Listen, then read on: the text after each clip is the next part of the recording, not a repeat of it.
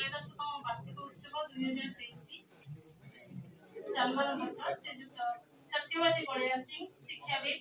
सारस्वत साधक खोजा सम्मान नियु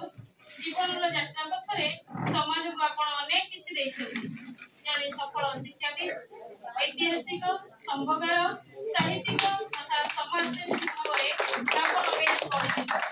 बहु शिक्षानुष्ठान गठन रे आपनकर बलिष्ठ योगदान रही अछि इतिहास तथ्य और सत्य को लोकलोचन को आनी पारे आपण जने सफल गवेषक रणपुर और खोदा इतिहास को विश्व दरबार रे मान्यता देवा पई आपण साधना प्रशंसनीय अनेक सारस्वत